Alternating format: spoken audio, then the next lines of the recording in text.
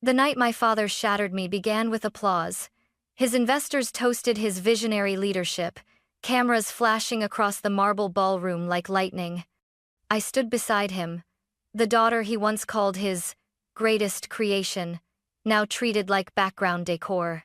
When I lifted my glass and said, "To you, Dad, the man who built everything," he turned toward me with that cold, perfect smile. "Don't embarrass me, Stella," he said, loud enough for everyone to hear.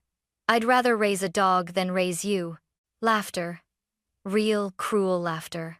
Then he added, "You'll never be good enough to run my company." The sound cut deeper than glass. I smiled anyway, pretending it didn't hurt, but something inside me shifted a small, deliberate click, like a lock opening. Because that night, my father didn't just humiliate me. He handed me the reason to destroy his empire. I'd spent weeks helping my father prepare for that night, the annual Beaumont Investors Gala. Every flower, every seating chart, every word of his speech had passed through my hands. It was supposed to be my moment too, my first appearance, as the company's future COO. But standing there, surrounded by men twice my age and women pretending to care, I realized I was nothing more than an accessory. My father, Charles Beaumont, commanded the room like a king. His laugh boomed, his hand rested on the shoulder of whichever investor he needed that quarter. And when his eyes met mine, I saw irritation, not pride. "Smile, Stella," he hissed under his breath. "You look like a funeral guest." I obeyed. I always did. When dinner ended, I stood, heart pounding, and lifted my glass. "To my father," I began, voice steady despite the tremor in my chest, "who built an empire from nothing. You've always been my greatest inspiration." It was genuine until he laughed. Loud, sharp, cruel. "Don't embarrass me," he barked. "I'd rather raise a dog than raise you." The laughter started like a spark, then roared into wildfire. Men in tuxedos slapped each other's backs. Women covered their mouths, whispering, "Did she really think she'd take over Beaumont Industries?" My skin burned. My vision blurred. Still, I forced a smile. Then he leaned closer, voice dripping with venom.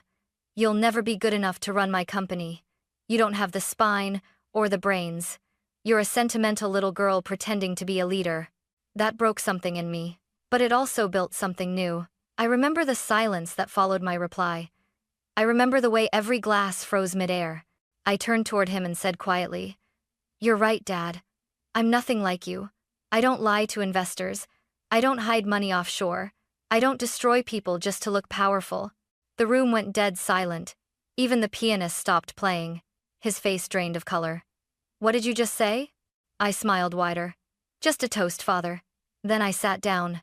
Slowly, calmly. While he tried to laugh it off, I saw fear flicker behind his eyes. That was the moment I knew the humiliation wasn't mine anymore. It was his. And before the night was over, I would make sure the entire world saw it too. The morning after the gala, my face was everywhere. Photos of my father's legendary wit trended on business blogs. Headlines mocked, "The Beaumont heiress who couldn't take a joke." My phone lit up with texts from people pretending to sympathize. But beneath their pity, I heard laughter, the same cruel echo from last night. My father, meanwhile, was having breakfast with two board members, sipping espresso as if nothing had happened. When I entered the dining room, he didn't even glance up from his tablet. "Stella," he said, calm and clipped. "Next time you speak at my events, get my approval first." I stood there, fists tight at my sides. "You humiliated me in front of your investors." He finally looked up, smiling thinly. "Correction," I reminded everyone who's in charge. "You should thank me. This will toughen you up." He went back to reading stock reports while I stood frozen. That was when I noticed the folders beside his plate marked private, Cayman accounts, confidential transfers. He caught me looking. "You don't touch my files." I wasn't. "Don't," he snapped, voice low. "You're not ready to handle the business. You never will be." Something inside me whispered, "Watch him." That night, when the mansion was quiet and his study door closed, I slipped into his office. The scent of expensive cigars and old money clung to everything. On his mahogany desk sat a sleek black laptop, the screen still glowing faintly, password protected, of course. But my father had a habit: he reused combinations. Birthdays, stock codes, even old racing numbers. I tried one after another until, on the seventh attempt, the screen unlocked. The folders I found weren't ordinary financial documents. They were maps of deceit shell companies, offshore accounts, transfers timed perfectly before quarterly reports. Millions hidden under names I didn't recognize. One folder was labeled Project Orion. Inside, fake invoices, fake vendors, and a signature that wasn't his, it was mine. My blood ran cold. He'd forged my name. Every document pointed to one thing. If the fraud was ever exposed, I'd be the one blamed. The realization hit me like a scalpel to the chest. My father hadn't just humiliated me, he'd set me up. I copied everything to a flash drive, heart pounding, deleting my tracks as I went. As I left the study, I paused at the doorway, looking back at his empire, the art, the awards, the photographs of him shaking hands with presidents and billionaires. "Raise a dog, huh?" I whispered. "Let's see how loyal your friends are when they find out who you really are." That night, I didn't sleep. I planned. And by dawn, I had one goal: to destroy Charles Beaumont using the very empire he thought I wasn't good enough to inherit. I'd always believed I had to win alone. Growing up, my father called that independence stubbornness. But standing in his study with a flash drive in my pocket, I understood something else. To bring down an empire, you need people who know how empires are built and how to dismantle them. The first person I called was Ava Rivera, a forensic accountant I'd worked with during an internship. Ava was small, unassuming, and terrifyingly good with numbers. We met in a corner booth at a cafe 3 blocks from Beaumont Industries. She stirred her coffee like she was considering murder. "Show me everything," she said, no preamble. Her eyes skimmed the flash drive like a surgeon inspecting an X-ray. I handed it over and watched her plug it into her laptop. She didn't smile when the spreadsheets unfolded. She only frowned, the way someone frowns at a puzzle that shouldn't be solvable. "Shell companies in Panama, nominee directors, transfers time to earnings calls," Ava murmured.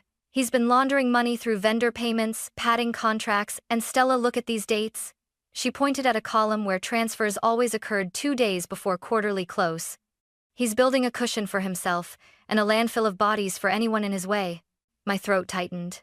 I thought of every time my father had given me advice that sounded suspicious: the late-night calls, checking in when he was supposed to be traveling, the invoices that conveniently matched my calendar, the offhand joke about keeping the house clean that, in retrospect, sounded a lot like threats. Ava looked up. "If we take this to federal prosecutors, it'll stick. But you need protection. He'll pivot and pin it on you. He's already forged your signature." "I know," I said. I'd seen the signature in his study, my name, slanted and false, on documents that would ruin me. I felt my palms go cold. "Can you help me build a case that ties him directly to the money?" She nodded. "I'll trace the money trail. But you'll need legal counsel who knows how to handle high-profile cases without leaking to the press." She tapped a contact on her phone. "Diana Brooks. She's worked cases like this before. She'll keep it tight." Diana was everything I feared, and needed: sharp, composed, and as immovable as a courthouse column. When I met her in her office, she laid out the timeline like a general planning a campaign. "We establish your credibility first," she said. "We make it clear you were a whistleblower, not a conspirator. We file for immunity provisional while we gather corroborating evidence. And we coordinate with a federal prosecutor who can move quickly." Coordination was the word of the week. Every move had to be synchronized. Ava mapping the money, Diana drafting immunity language, and me, I had to play my part in public until the moment arrived.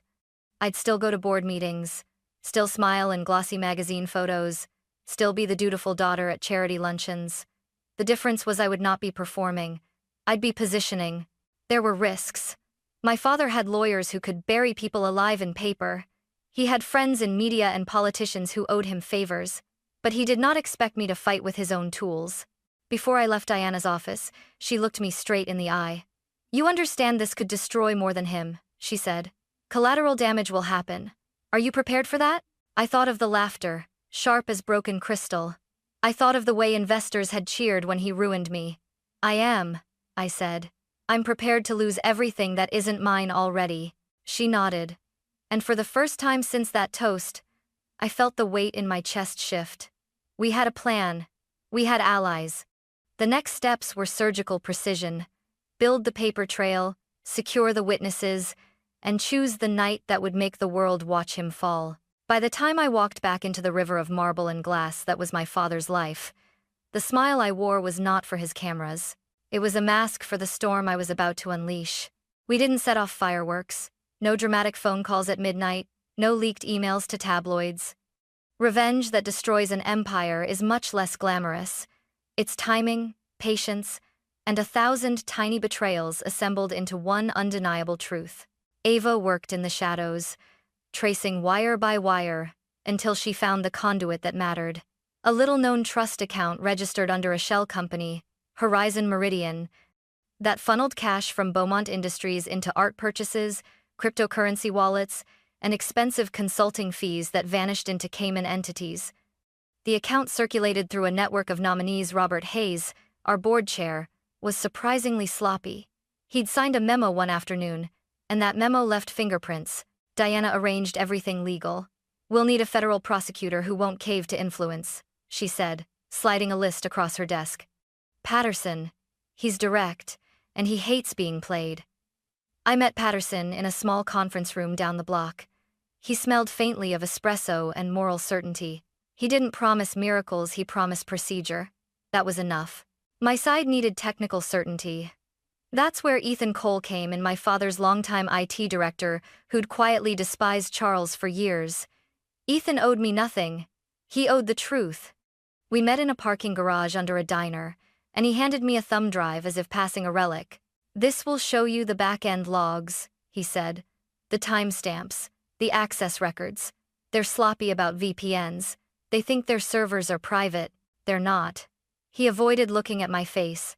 There was fear there, not for himself, but for what exposing the truth might do to the people he'd once called colleagues.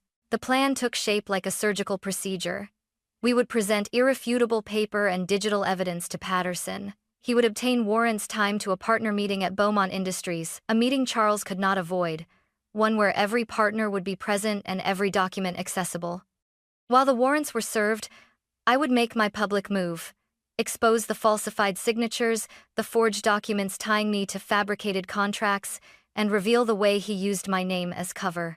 People asked why I wanted the public spectacle. Why not quietly hand it over to authorities? They whispered. Because Charles had learned how to survive private reckonings. He had friends who moved quietly and buried mistakes. He thrived in nuance and gray areas. I needed light that burned so bright there was nowhere left to hide. There was also a personal calculus. If I exposed him quietly, his defenders would have time to spin narratives that I was a resentful daughter, an opportunist. If I exposed him in public, surrounded by the very investors who'd cheered when he humiliated me, the cognitive dissonance would be too great. They would have to choose, continue smiling for the man who'd lied to them, or turn and face the truth. We rehearsed the sequence 3 times. Ava timed the transaction trails against board minutes. Ethan matched server logs to Charles's travel itineraries. Diana drafted immunity clauses and escape hatches for witnesses. Patterson coordinated with agents who would walk into the partner meeting without warning. At home, my father kept rehearsing his confident speech, oblivious. He would stand at the podium and tell a room of wealthy men about legacy and stewardship, and they would hang on his every word. He would never suspect that when he raised a glass to his own greatness, every glass in the room would shiver with the sound of falling trust. That thought kept me awake at night. The image of him frozen, the empire's light flickering like a candle in a wind. I pictured the faces of the investors, the aides, the wives who'd laughed last week. I pictured their mouths falling open, the masks slipping. When the week of the partner meeting arrived, I felt a strange calm settle over me. The pieces were on the board. The witnesses were ready. The warrants had been prepared. All that remained was to choose which moment would break him, and to stand in front of the world and say his name out loud. The partner meeting was in the glass conference room on the 15th floor, sunlit and sterile, the kind of place where men in suits practice looking decisive. Charles paced at the head of the table, speech polished, tie immaculate. He greeted each partner with a practiced pat on the back, the same hand that had raised a glass, and compared me to a dog only weeks before. He had no idea the room was wired, that agents in plain clothes had already taken seats in the corner, or that the projector would not be showing the quarterly forecast in 5 minutes, it would be showing his handwriting on forged invoices. I walked in last, the click of my heels sounding too loud. For a second, the room remembered me as the daughter in the glossy family portrait on the floor above. Then Charles saw me and smirked, a look that demanded applause. Saturday. My chest felt like a drum, but my hands were steady. "Before we start," I said, and the room turned. "I want to address something personal." His smirk sharpened into curiosity. He expected melodrama, not procedure. Diana was on my left with a file folder that looked innocuous enough to be a menu. Ava sat across from me, fingers crossed under the table. Ethan's eyes were fixed on Charles, unreadable. "I've brought documentation," I continued, and slid the thumb drive across the table toward Patterson, who rose without showmanship and connected it to the conference system. The projector flickered, then filled the glass wall with spreadsheets, offshore transfers, and a red highlighted trail that led straight to Horizon Meridian. "You don't need to press play," Charles barked. "This is a stunt, is it?" I asked. "Or is it the part where all your friends find out how you've been treating them?" I touched the screen, and the spreadsheet zoomed to a transaction dated the week of your philanthropic gala. The vendor name matched the invoice, signed my signature. His face moved through color like someone watching a bad magic trick. "That's a forgery," he said, voice thin. "You planted this. You're trying to ruin me." Ava leaned forward. "Look at the audit trails, Charles. Server logs show the entries made from your office terminal at 2:12 a.m., the same night you were supposedly in Boston. Ethan verified the VPN fingerprints. You can't move the timestamps." Bradley, our legal counsel, swallowed audibly. Partners were whispering. Someone laughed nervously, then cleared his throat and stopped. The room smelled suddenly of coffee and fear. "You're lying," Charles repeated, but his eyes were searching for an audience to rescue him. No one offered one. I played the recording next. His voice, unvarnished, instructing a subordinate on how to shift funds before Davidson reviews. It was small and clinical, no bravado, just arithmetic and cruelty. The audio filled the room like cold water. When the clip ended, a chair scraped. Robert Hayes, the board chair who'd once patted Charles on the back for charm and deals, looked stricken. Marcus Levin, an investor who had laughed at me at the gala, put his head in his hands. Charles lunged, then stopped. He tried to spin, to accuse, to point to me. "You set me up," but his words fell into the blank space I'd created. Patterson stood and read the warrant. Federal seizure of company accounts, arrest of involved officers pending. Agents moved with legal rhythm, calm, and absolute. The partners' faces changed from disbelief to calculation. Phones came out not to call for help, but to salvage reputation, to distance, to log legal counsel. Jennifer, Robert's wife, whispered to her husband, eyes wide. "We invested because of him." Now she looked like someone seeing the foundation of their house crumble. Charles went white, then red, then hollow. He tried to laugh, but it came out thin. He reached for my hand as if to beg, but the hand that had raised a dog comment a month ago had no right to mine now. I stood. "You taught them to laugh at me," I said softly. "You taught them cruelty as entertainment. Tonight they learned what they funded." I watched his empire unravel, accounts frozen, boardrooms emptying, PR teams drafting statements. The sound that filled the room wasn't applause. It was the flurry of falling dominoes. As agents led him out, people avoided my eyes, or met them with something I hadn't expected. A twitch of shame, a small, reluctant respect. The laughter that had once filled gala halls had curdled into something else. The stunned silence of those who'd loved the story he'd told about himself. When the door closed behind him, I felt the tremor of victory, but also the emptiness that follows a long sprint. There was grief, too grief for what had been, for the daughter who once believed in a father, for the cost of making truth public. Outside the room, a clerk asked if I wanted a statement. I nodded. Then I walked out into the elevator, the city skyline folding around me like an audience. The Empire's lights were still on, but for the first time I saw fissures in the glow. The news broke before sunset. Charles Beaumont arrested in federal fraud investigation. By morning, every headline screamed my father's name and mine. Whistleblower daughter exposes billionaire father. I watched the coverage from my penthouse apartment, coffee cooling beside me, hands trembling only slightly. The footage showed him in handcuffs, head down, surrounded by cameras. He looked smaller, older, but still wearing that same expression, the one that said this isn't over. The phone wouldn't stop ringing. Some calls were from reporters, others were from board members pretending to be concerned. My father's lawyer left 12 voicemails in 1 hour, demanding statements, cooperation, silence. But there was one message that made me stop. "Stella, it's Eleanor Beaumont.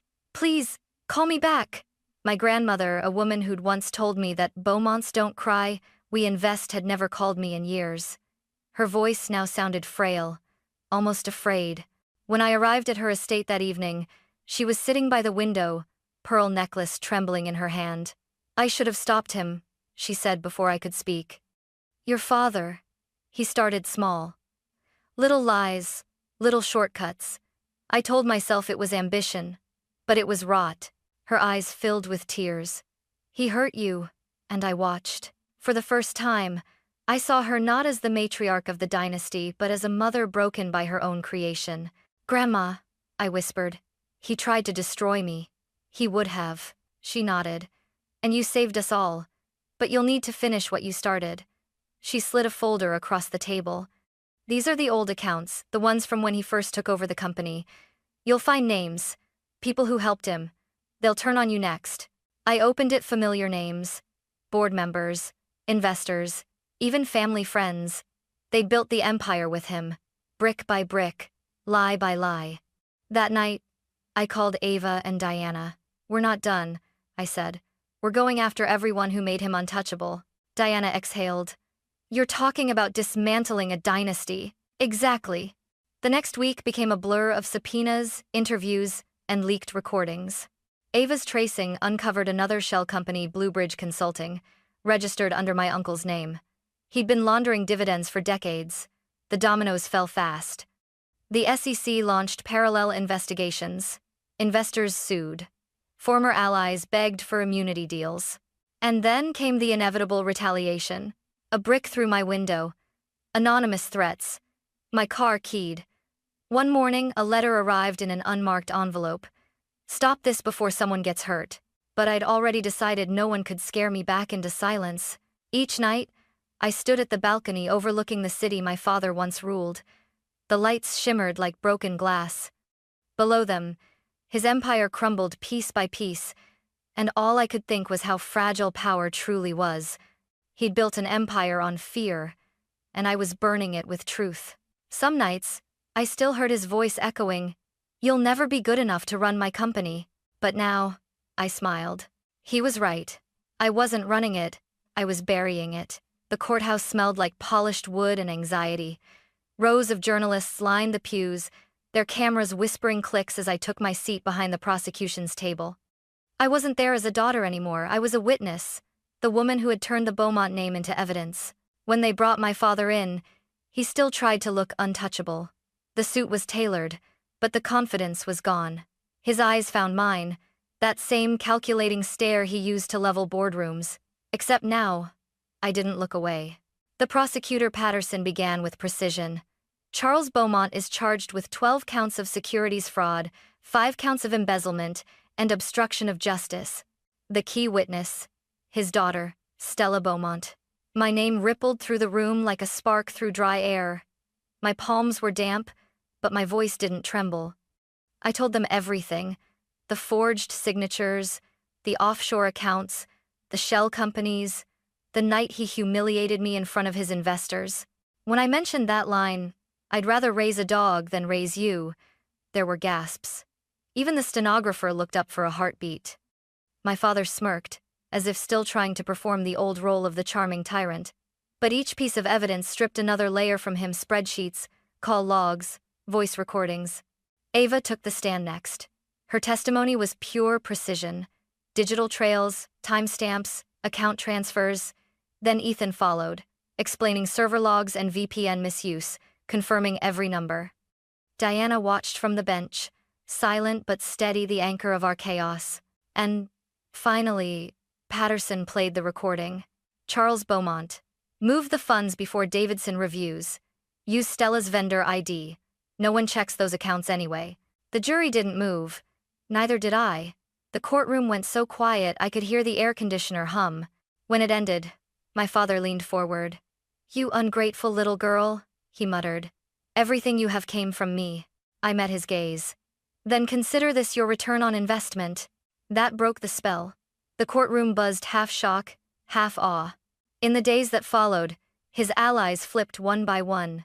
Marcus Levin, Robert Hayes, even my uncle, the man behind Bluebridge Consulting. The house of cards collapsed in perfect symmetry. The sentencing hearing came 3 weeks later. My statement was short, deliberate. "Your Honor, I'm not here to talk about the money my father stole," I said, voice steady.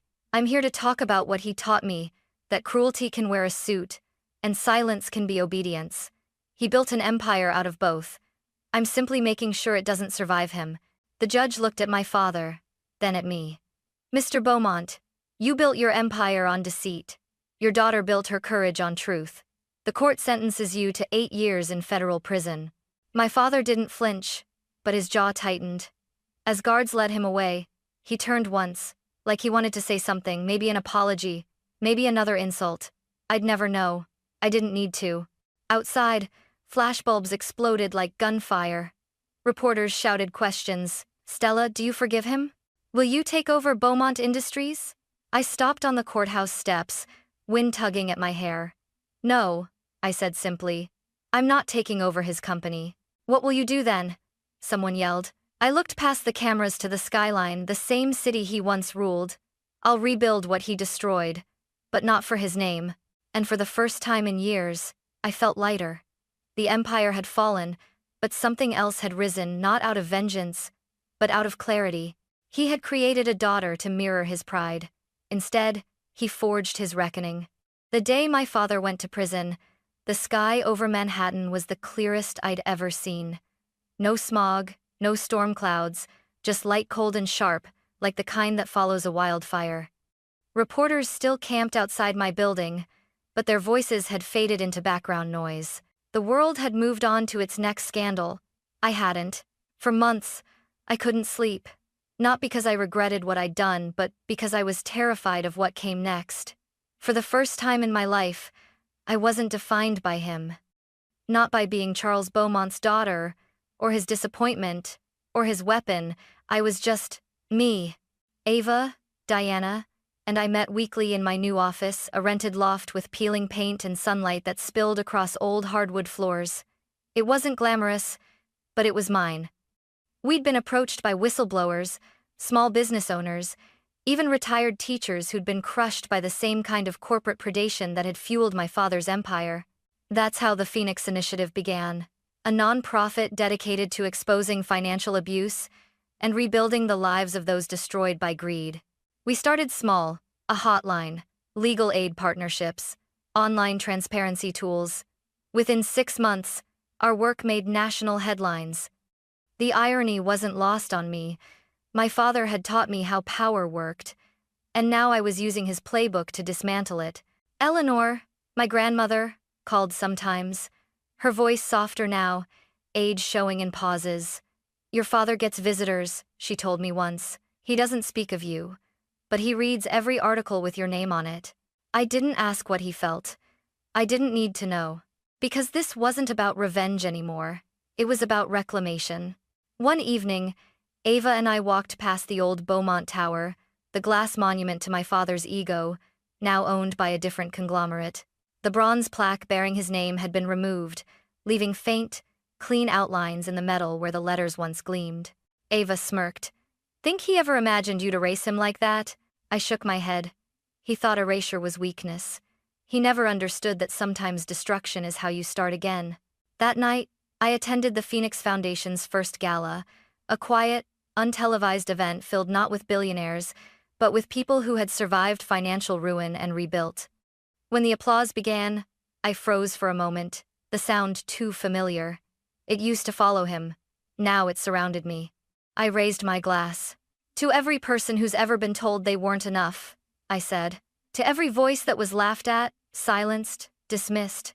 Sometimes the cruelest words become the spark that burns down everything false and clears space for something real. The room went still, and for a moment, I saw flashes of that night years ago, the chandeliers, the laughter, the humiliation. But instead of pain, I felt pride. Afterward, I stepped out onto the balcony. The city glittered like a million second chances. I didn't own an empire anymore. I didn't need to. Behind me, Diana joined me with a smile. You know, she said, for someone who destroyed a billion-dollar dynasty, you're remarkably calm. I didn't destroy it, I said quietly. I just revealed what was already broken.